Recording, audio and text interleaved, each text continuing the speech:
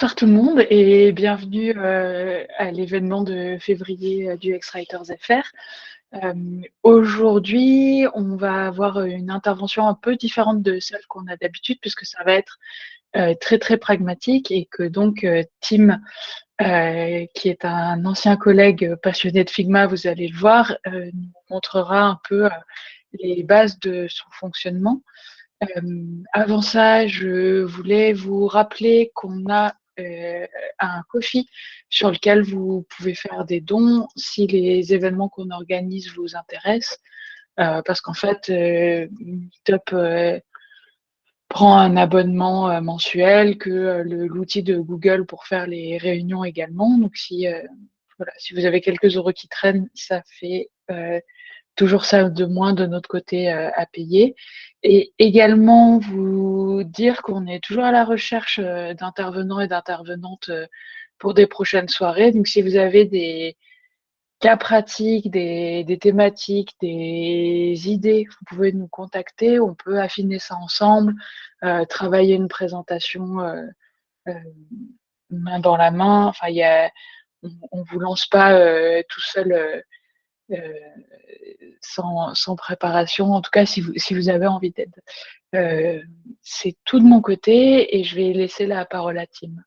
Ah, si vous avez des questions, écrivez-les dans la section des commentaires et on les transmettra à Tim.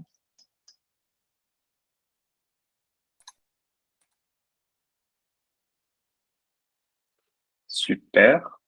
Bonjour tout le monde. Moi, c'est Tim. J'espère que tout le monde va bien. C'est la première fois que je prends la parole, donc je suis très content d'être là. Un petit peu intimidé, mais surtout très content d'être là. Et du coup, aujourd'hui, je vais vous parler de Figma et vous faire globalement un tour de qu'est-ce que Figma et comment ça fonctionne. Je vais essayer de pas trop rentrer dans le détail euh, parce que ce sera peut-être pas pertinent pour vous et aussi parce qu'on n'a pas 4 heures de notre temps pour ça, parce que ça peut aller très très loin. Mais voilà, juste couvrir les bases de Figma. Alors, je vais partager mon écran pour ça. Hop là.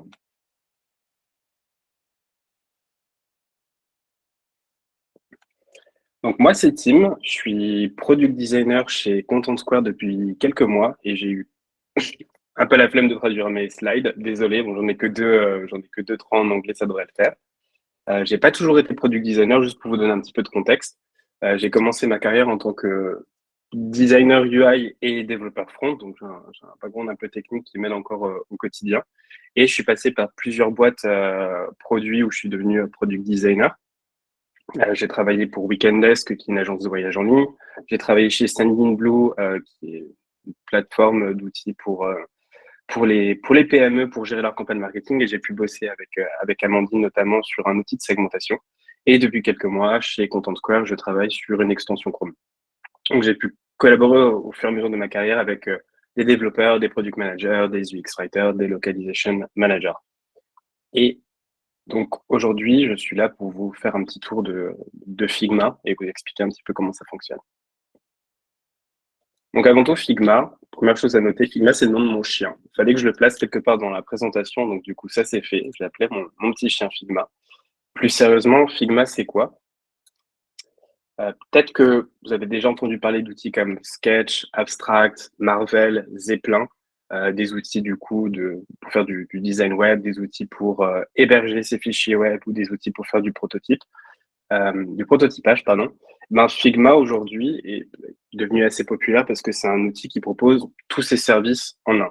C'est un outil dans lequel on va pouvoir concevoir des interfaces, gérer ces fichiers puisque tout est centralisé sur une même plateforme en ligne, faire des prototypes, aussi assurer la livraison, le pont avec les développeurs. Et le point fort de Figma, c'est qu'on a la possibilité de collaborer en temps réel, tous ensemble, sur un seul et même fichier. Là où avant, ben, avec Sketch Abstract, il fallait attendre que quelqu'un finisse avant de pouvoir repasser dessus. Là, on peut tous se connecter ensemble sur un seul et même fichier et faire des choses tous ensemble. Aujourd'hui, Figma, ils ont deux types de fichiers. Les fichiers, ce qu'ils ont appelé les fichiers Figma Design, ce dont on va parler aujourd'hui, donc qui regroupe tout ce que je viens d'annoncer.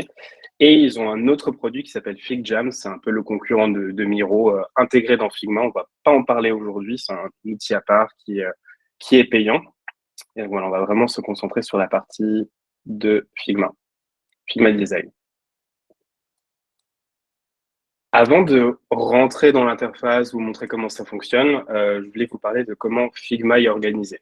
C'est un petit peu relou, mais je pense que c'est important de juste comprendre la base, parce que c'est pas forcément très clair pour tout le monde.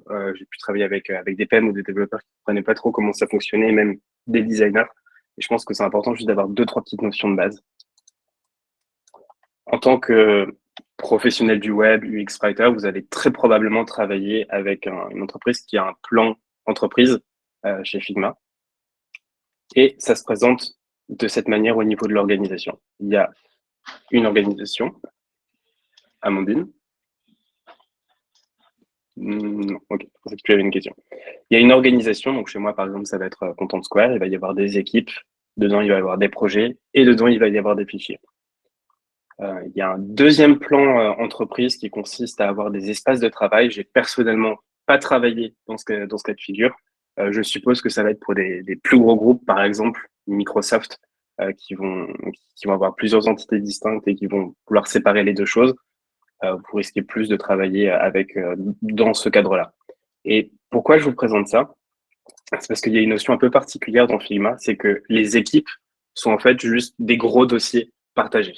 Ça peut être un petit peu bizarre pour vous qui avez un rôle peut-être plus transverse dans une entreprise de rejoindre une équipe, mais en fait, c'est ce qu'il va falloir faire pour pouvoir interagir avec ces fichiers-là.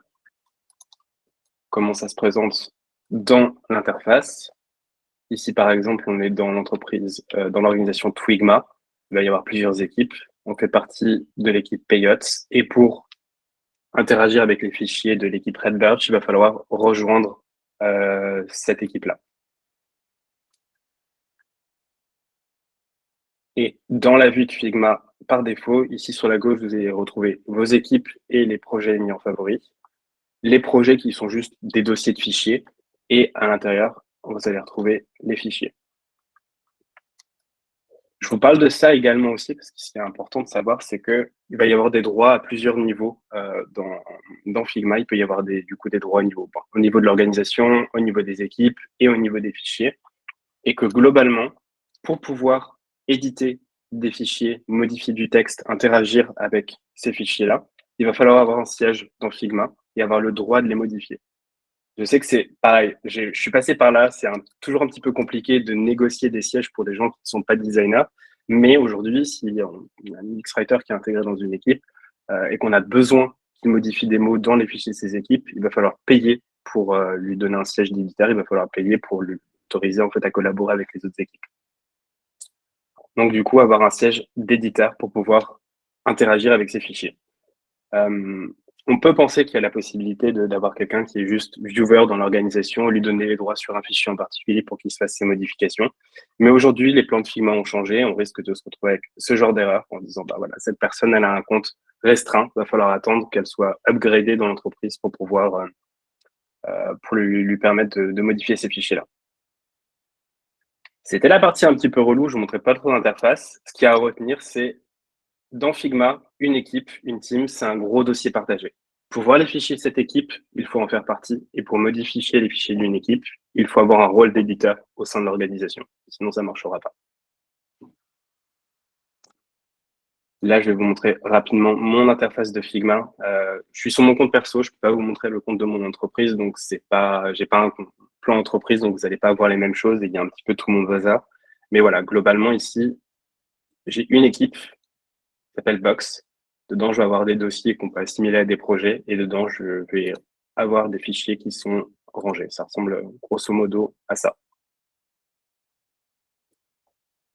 Donc ça, c'est fait. On va enfin rentrer dans l'interface de Figma. Je vais vous montrer un petit peu comment ça fonctionne. En tant que UX Writer, je pense que très rarement vous allez arriver sur un fichier Figma qui est totalement vide. Vous allez arriver sur un fichier Figma dans lequel un designer a déjà travaillé, par exemple. Et ça va ressembler grosso modo à cela. En arrivant du coup, dans un fichier Figma, la première chose dont j'ai envie de vous parler, c'est le panneau de gauche. Je pense qu'il est très, très important et aussi assez confusant. Dans le panneau de gauche, en haut, ici, on va retrouver les pages. contrairement à un fichier Miro, un fichier Figma peut avoir plusieurs pages et à chaque fois, le contenu va changer. Et juste en dessous, on va avoir la liste de tous les calques, de tous les éléments qui sont présents dans le document. Et je vous en parle aujourd'hui parce que ici, en fait, la possibilité de redimensionner ces deux parties-là. Et à plusieurs reprises, j'ai vu des gens qui n'étaient pas forcément à l'aise avec Figma ne pas voir en fait ces autres pages qui étaient cachées par ce panneau-là. D'autant plus qu'on a la possibilité aussi de masquer les pages. Donc, première chose à faire quand vous rentrez dans un fichier Figma, checker le panneau de gauche, s'assurer qu'il n'y ait pas plusieurs pages, parce qu'il peut y avoir du coup plusieurs itérations, plusieurs choses dans ce fichier. Et avec un lien Figma, vous n'arrivez pas toujours au bon endroit. Donc ici, comme je l'ai dit, un fichier Figma peut avoir plusieurs pages. Ce que je vous ai montré tout à l'heure, c'était ce fichier Figma où j'avais juste caché l'interface. Et le panneau d'en bas, on va retrouver tous les éléments qui sont présents dans cette page. Si quelque chose est dans la page, vous allez retrouver sur la gauche, pour sûr. Même si aujourd'hui, il y a la possibilité de masquer certains éléments de l'interface, vous allez quand même le retrouver ici en grisé, sans souci. Ça, c'était pour le panneau de gauche. Ensuite, ici, là, au milieu de la page, j'ai juste pris un template, d'interface avec quelques composants. Donc, j'ai une landing page, pardon, avec quelques petits composants qui sont insérés là-dedans et des choses statiques qui sont juste mis sans être instanciés. Ce que vous pouvez voir ici, c'est que il y a un deuxième panneau sur la droite. En tant qu'éditeur, vous allez avoir accès à 3 onglets. L'onglet Design, l'onglet Prototype et l'onglet Inspect. Si vous êtes juste viewer sur le document, vous allez voir uniquement l'onglet Inspect, qui est plus destiné aux développeurs parce qu'il y a principalement des propriétés CSS. Et ce qu'il faut noter, c'est que ce panneau va s'adapter en fonction de ce que vous sélectionnez. Par exemple, ici, je vais zoomer un petit peu. Je vais sélectionner cette image-là. Le panneau design va s'adapter pour m'afficher les propriétés de l'élément sélectionné. Ici, je peux modifier la position, je peux modifier la taille et je peux modifier les paramètres de l'image. Si je vais sélectionner du texte, ici, là, je vais avoir du coup la possibilité de changer la taille de la typo, changer le style, changer la couleur, l'alignement, etc., rajouter des bordures ou autres effets sur ce texte-là. Donc, peu importe ce qu'on sélectionne dans Figma, à chaque fois, le panneau design va s'adapter avec ce que j'ai sélectionné. Si on n'a rien sélectionné, on va juste avoir des paramètres sur la page, par exemple, la possibilité de changer la couleur de fond. Il faut sélectionner quelque chose pour pouvoir le modifier. Je vous ai parlé de composants tout à l'heure. Alors, je ne sais pas si vous êtes déjà familier avec les composants, désolé. Dans Figma, le gros avantage avec tous ces outils de design-là, c'est qu'on a la possibilité de faire des composants et d'utiliser ces instances de composants dans le design. Ici, par exemple, tout ce qui est en violet, tout ce qui a une petite icône de losange, c'est un composant. Quand le losange est plein, il s'agit du composant principal, le composant parent, et quand le losange n'est pas plein, il s'agit d'une instance. Je vous montre un exemple ici. Dans le panneau de gauche, désolé, c'est un petit peu petit, je ne peux pas zoomer sur Chrome. J'ai un losange qui n'est pas plein, c'est parce que c'est une instance, et là j'ai le composant principal. Le gros avantage, c'est que si je modifie le composant principal, toutes les instances vont se mettre à jour en temps réel. Ça peut avoir plusieurs usages. Par exemple, ici où on va avoir un bouton, un composant qui est assez générique qui va être géré par exemple une équipe qui va s'occuper du design system pour s'assurer que la couleur des boutons, les typos sont raccords dans toutes les pages web. Ça peut également servir pour ce genre d'usage où on va avoir du contenu qui va être un peu plus, on va dire, moins générique et plus travaillé. Ici, on peut imaginer que ça peut être les valeurs de l'entreprise, les points forts de l'outil, quelque chose qui est un peu plus, qui est moins générique et qui est un peu plus propre à l'entreprise, donc il va avoir du texte qui va être important, validé, qu'on ne veut pas modifier à la volée, et qui va être utilisé dans plusieurs pages. Donc c'est pour ça qu'on utilise des composants, et c'est aussi pour ça que c'est important de connaître cette notion. En inspectant une page web, donc ici vous voyez qu'il n'y a pas de contour, il n'y a pas de contour violet, on peut le retrouver en sélectionnant les éléments de la page dans le panneau de calque sur la droite. Donc encore une fois, du violet et une forme de losange, c'est un composant. Là, j'ai fait exprès de vous montrer une page avec pas mal de choses, avec plein de choses imbriquées qui ne sont pas forcément bien nommées. Une petite astuce dans Figma, si vous avez besoin d'aller à l'essentiel sans cliquer, en ouvrant à chaque fois tous les dossiers, tous les groupes de calque, en appuyant sur la touche contrôle, vous avez la possibilité de survoler et de sélectionner directement ce dont vous avez besoin.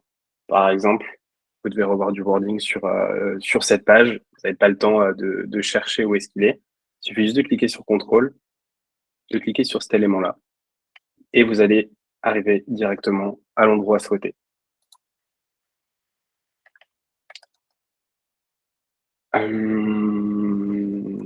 Donc voilà un petit peu sur comment ça fonctionne au niveau du texte et de l'interaction avec les éléments dans Figma. Sur la barre du haut, vous allez avoir pas mal d'autres choses également.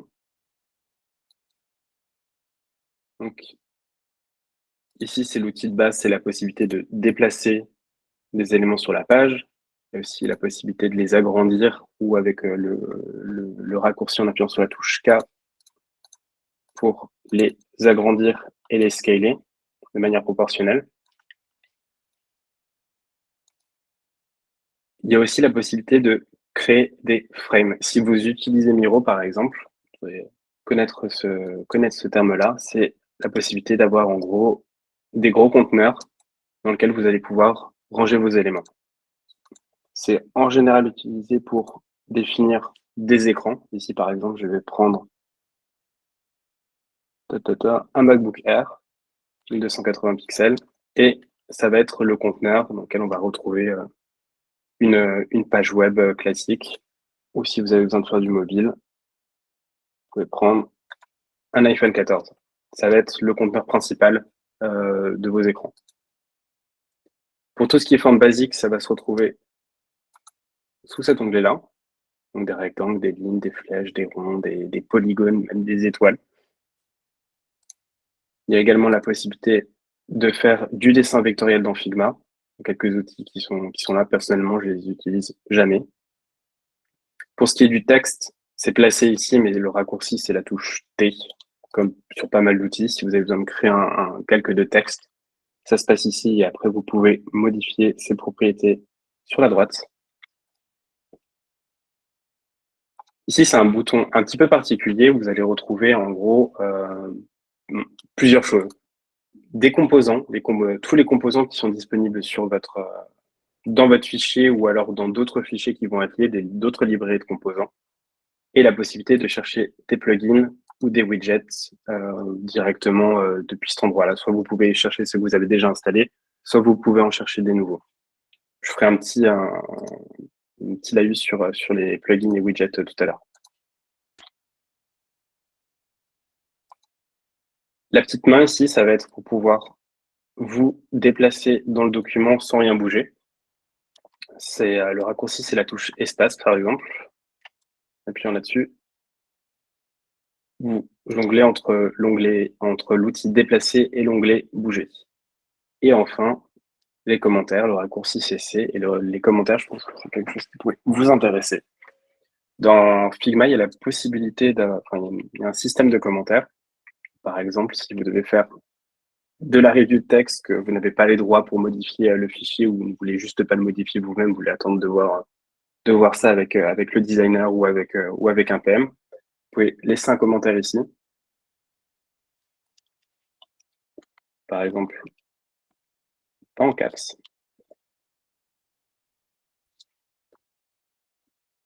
Et la personne sera notifiée du commentaire que vous avez laissé. Il y aura votre nom, il y a votre photo, donc c'est pas anonyme et c'est assez facile du coup de voir qui a laissé des commentaires. Vous pouvez mentionner directement une personne dessus. Vous voulez vraiment qu'elle voit l'information. Je crois que ça lui envoie aussi, si ça lui envoie aussi une notification. Et de l'autre côté, il y a la possibilité de fermer ces commentaires une fois qu'ils sont résolus. Et dans l'onglet commentaires, vous allez retrouver tous les commentaires qui sont ouverts. Il y a un petit filtre aussi pour afficher les commentaires même les commentaires qui sont résolus, si vous avez besoin plus tard de revenir dessus pour vérifier quelque chose. Là.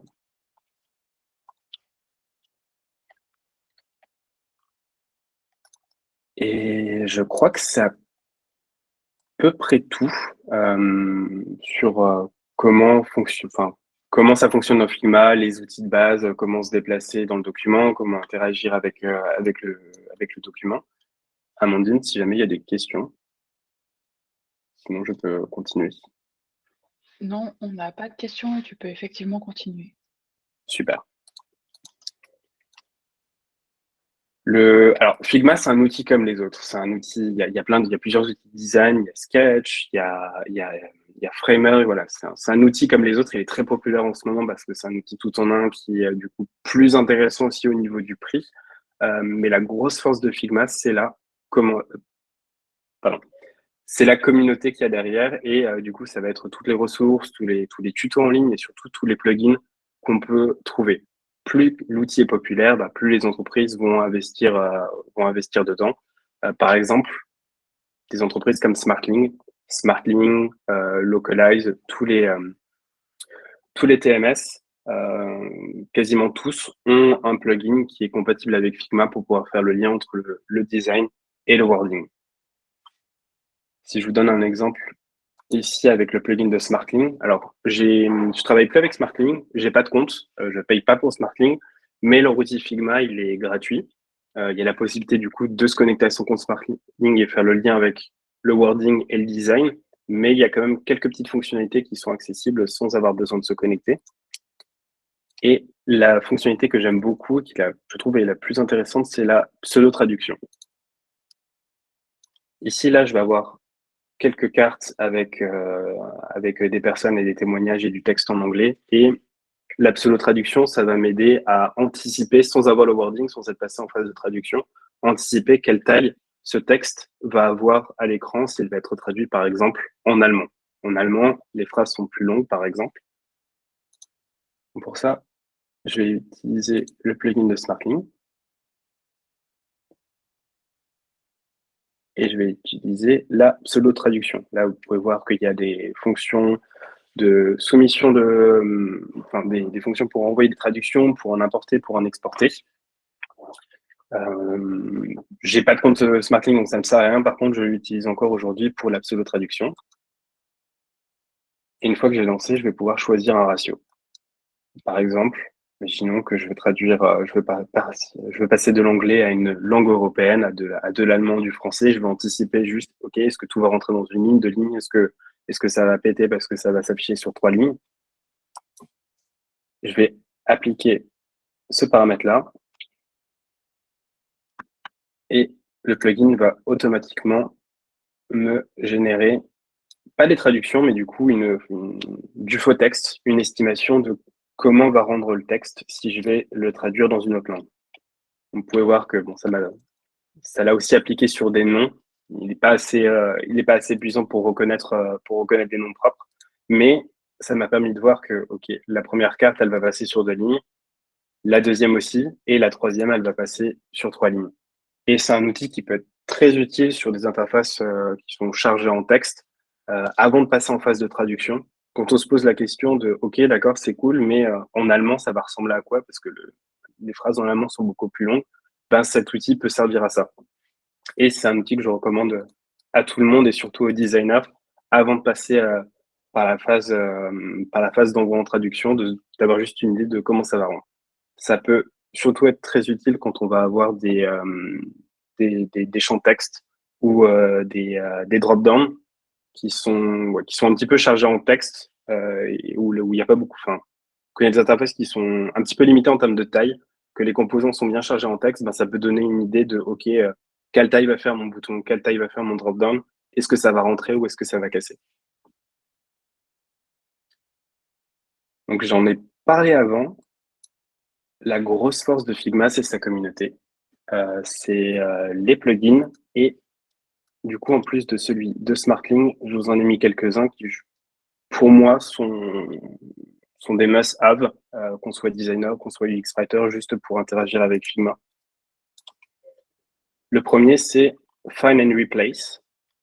Alors aujourd'hui dans Figma, on va améliorer leur fonctionnalité de recherche. Et en faisant une recherche, ici là en faisant un commande F, il y a la possibilité du coup de faire des recherches dans du texte, dans des noms de composants, ou de faire un find and replace en disant bon bah je veux changer Figma et je veux le remplacer par Toto partout dans mon document. L'avantage de ce plugin-là, c'est qu'il permet également de le faire dans les noms de calque. Ici, si j'ai besoin de modifier Figma à l'écran, je peux le faire avec cette fonctionnalité, mais si pour une raison X, Y ou Z, j'ai aussi besoin de le faire dans mes noms de calque, ce plugin le supporte. Et j'enverrai le lien après pour que vous puissiez retrouver des ressources. Il y a le fichier Smartling que j'ai mentionné tout à l'heure. Pardon. L'extension Smartling que j'ai mentionné tout à l'heure et je vous ai montré comment elle fonctionnait. Je sais que Localize a aussi une extension. Je ne l'ai pas utilisée pour l'instant, mais je crois qu'elle a aussi une fonctionnalité de pseudo-traduction. Et les autres doivent l'avoir également. J'ai pas fait le test. Je pars toujours avec celle de Smartling. Il y a ce plugin qui est gratuit et qui est très puissant, qui s'appelle Simulayer. Et celui-ci, il va permettre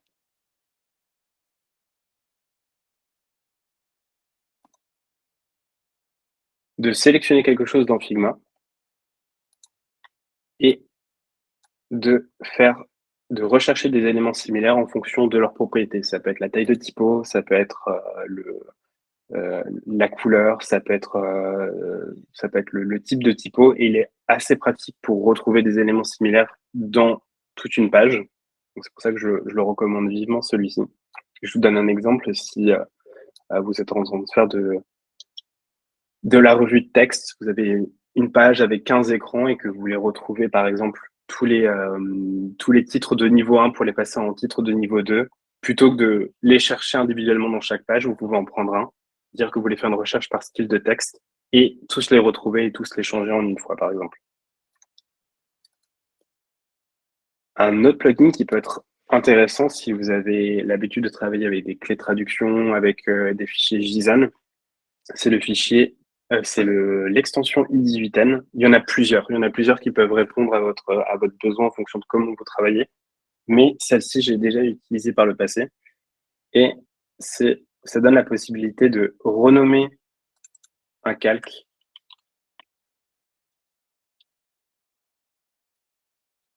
avec une clé de traduction. Par exemple ici. Je ne vais pas faire de démo puisque je n'ai pas de fichier sous la main. Et si à côté, vous avez un fichier JSON, en utilisant la même convention de nommage que ce que vous avez mis dans le calque, vous allez avoir la possibilité en fait de populer du design avec du contenu que vous allez avoir à côté. C'est quelque chose qu'on a pu utiliser par exemple avec Amandine sur un outil de segmentation où il y avait beaucoup de mots. On avait nos traductions à côté, on avait nos designs avec les clés de traduction et ça nous a permis d'itérer sur le wording de notre côté et d'appliquer ce nouveau texte sur le design, voir comment ça rendait et surtout faire des traductions. On a pu envoyer ces fichiers en traduction. Une fois qu'ils étaient revenus, on a pu juste les appliquer en un clic sur le design et voir comment ça se goupillait. Et enfin, là, je vous en ai présenté quelques-uns que j'aime beaucoup. Selon moi, c'est les meilleurs. Peut-être pas pour vous.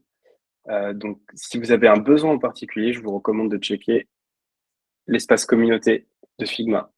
Il y a de tout dessus. Il y a des plugins, il y a des templates, il y a des. Je me demande si maintenant ils ont pas sorti des tutos. Il y a beaucoup, beaucoup, beaucoup de ressources. Et si vous avez un besoin, avant de faire une recherche Google, je vous recommande de chercher dans l'espace communauté pour voir s'il n'y a pas un plugin qui répond à votre besoin. Je vais faire un test. Je l'écris toujours mal. Localize. Localize a également une extension Figma, par exemple. Donc voilà. En cas de doute, faites juste une recherche dans l'espace communauté et vous allez pouvoir trouver des trucs cool. J'en ai pas mal d'installés. Des fois, je les utilise une fois. Des fois, finalement, ça répond pas à mon besoin. mais je recommande vivement. Il y en a vraiment toutes les sortes. Donc là, je vous ai fait une présentation un peu basique de Figma. Je suis pas UX writer, je suis designer. Je voulais vous montrer vraiment les bases de comment fonctionne l'interface, qu'on n'explique pas forcément aux gens quand on commence à les onboarder sur Figma. On leur montre juste nos fichiers, on leur montrer ce qu'on a fait, mais on leur montre pas le tour de l'interface. Maintenant, Figma a récemment, et plus ou moins récemment, là, il y a 2 semaines, ils ont sorti quelques ressources pour les UX writers que je vous recommande.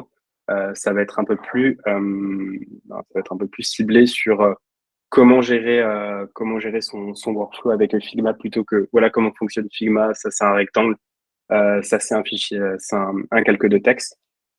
Donc je vous recommande vraiment de lire, enfin en tout cas de jeter un œil. C'est en anglais, ça n'a pas été traduit en français pour l'instant. Cette doc des best practices pour les UX writers dans Figma et cette vidéo si vous avez besoin d'aller un peu plus loin, si j'étais pas forcément assez clair ou j'ai peut-être oublié des choses, Figma aussi fait un tuto de comment fonctionne Figma pour les UX writers.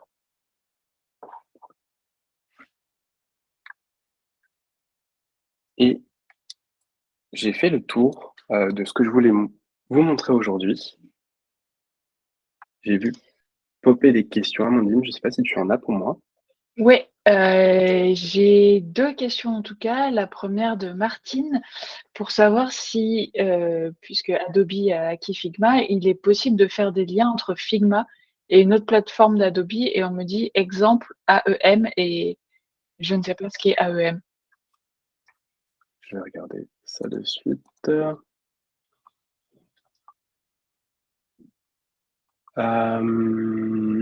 Alors, actuellement, non, pas que je sache. Je crois que c'est pas encore. Je crois pas que ce soit prévu pour le moment. C'est vrai qu'ils ont racheté il y a quelques mois. J'avais carrément oublié. Je pense que dans le futur, oui, mais à l'instant T, il me semble pas que ce soit possible. OK. Et l'autre question de Charlotte. Savez-vous comment créer un nouveau calque dans un composant pour ajouter un texte? Les miens se positionnent généralement au mauvais endroit, même si j'ai sélectionné le composant en amont. Ok, oui. Alors, pour pouvoir faire ça, il faut s'assurer d'être dans le composant parent. Ici, là, je suis dans une instance de composant. Donc, si je vais essayer de rajouter un texte, par exemple, ici, et le glisser dedans, ça marchera pas, puisque du coup, cette instance, elle est verrouillée. Je peux uniquement modifier le composant parent. En cas de doute, il faut vérifier si le losange est plein. S'il n'est pas plein, c'est que c'est une instance. Et pour pouvoir retrouver rapidement le composant parent, on peut faire un clic droit et écrire aller sur Go to Main Component ou juste cliquer sur la petite icône qui est ici. Et désolé, je sais que c'est petit. J'ai pas choisi le bon écran pour ça. Je me suis rendu compte à la moitié de la présentation. Bon, Go to Main Component. Et là, vous allez pouvoir arriver dessus. Et après, pour ce qui est de le positionner correctement,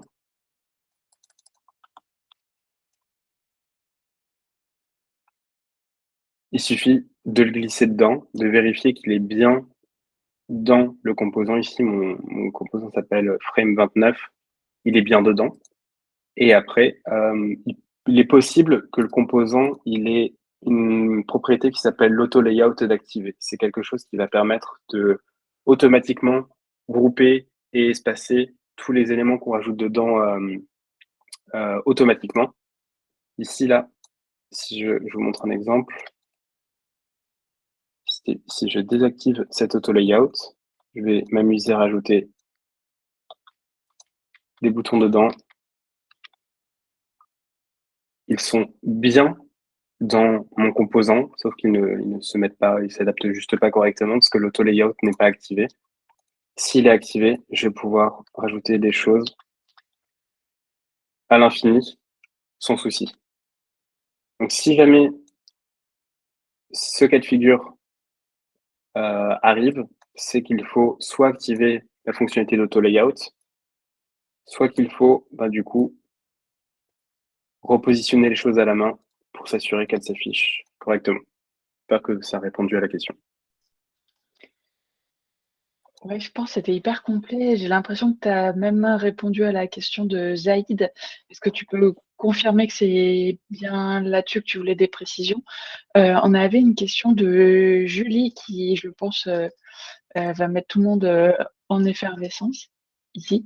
Est-ce qu'il y a une manière de mettre en avant les changements qui ont été faits dans le wording sur une maquette pour que les développeurs les remarquent facilement et puissent faire les modifications en prod?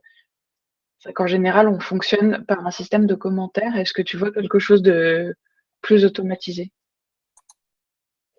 Euh, je réfléchis actuellement non, il n'y a rien d'automatique en tout cas. Si on fait des modifications dans un fichier et que quelqu'un d'autre revient dessus, il n'y a pas de, c'est pas comme un Google Doc où ils vont pouvoir voir les modifications. J'ai envie de dire, c'est quelque chose qui doit peut-être être fait à la main avec avec d'autres choses. Je sais que, par exemple ici, si je prends ça et que je le mets sur le côté, ce que j'ai tendance à faire quand j'ai besoin d'attirer l'attention sur quelque chose dans un fichier Figma, c'est, je vais voir si je l'ai sous la main. Non, j'en ai pas sous la main. C'est que je vais utiliser d'autres composants qui vont pas me servir à créer des interfaces. Par exemple, celui-ci, je vais le prendre, je vais le mettre en rouge.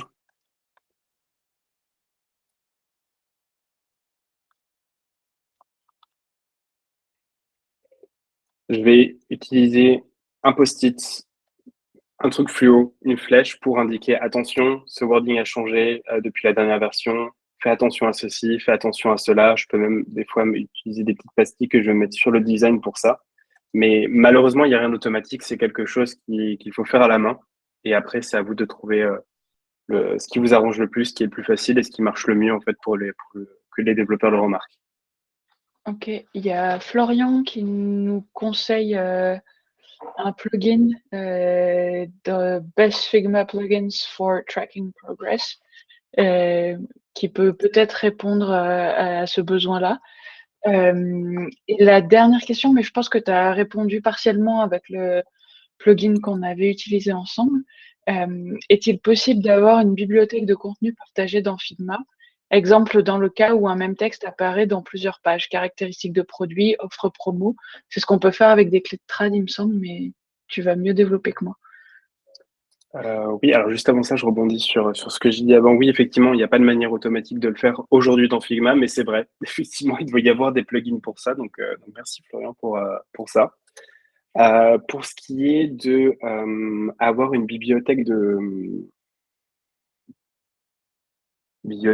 contenu, alors aujourd'hui dans Figma, il n'y a pas de glossaire. Il y a peut-être un plugin du coup qui permet de le faire. J'ai pas encore expérimenté ça. J'ai envie de dire la manière la plus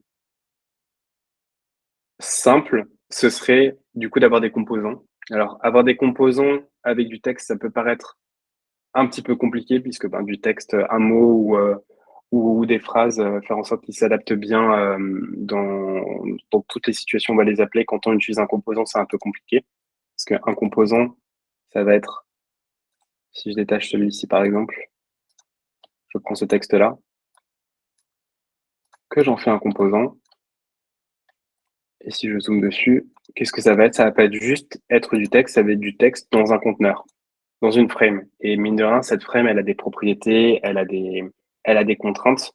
Donc ça peut vite être énervant en fait de travailler de cette manière. Mais je dirais que la manière la plus simple aujourd'hui dans Figma, c'est de se dire, OK, où est-ce que ce texte apparaît? Si c'est toujours dans des boutons, ben, peut-être créer pas un composant générique pour un bouton, mais un composant spécifique et le dire, ben, par exemple, je ne sais pas, tout le Add to Cart button, le bouton qu'on va utiliser pour ajouter quelque chose au panier, ça va être celui-ci. On va l'utiliser partout pour gérer, pour s'assurer que le wording est le même partout. Donc, je me suis perdu dans mon explication. En gros, dans Figma, là, actuellement, non, il n'y a pas la possibilité d'avoir un glossaire ou de gérer ce genre de choses. Ça peut se faire à la main, au cas par cas, dans des composants, ou alors il y a peut-être un plugin qui le permet, mais en tout cas, je n'en connais pas et j'en ai pas utilisé. Ok, on va prendre la dernière question qui vient d'Amélie. J'utilise des branches pour mettre à jour le wording, mais ce n'est pas toujours évident pour le designer pour voir la différence entre le fichier main et ma branche. Savez-vous s'il existe un plugin pour ça? Non, du coup non. Bah, peut-être que le plugin de tracking progress marcherait dans ce cas-là. C'est un petit peu, un petit peu pareil pour le système de branche. Une fois que c'est mis à jour, il n'y a pas forcément d'enfigement, en tout cas aujourd'hui, à l'instant T, de manière native, sans plugin. Il n'y a pas de grosse mise en avant de modifications. Donc, je dirais que peut-être un plugin pourrait mettre ça, pourrait être efficace dans cette figure-là.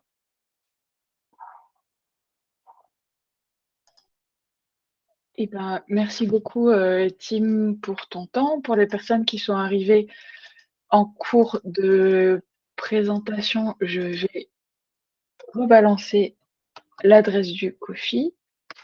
Et vraiment, chaque euro compte. Si tout le monde donne 1 euro, c'est déjà super. Je vous remercie et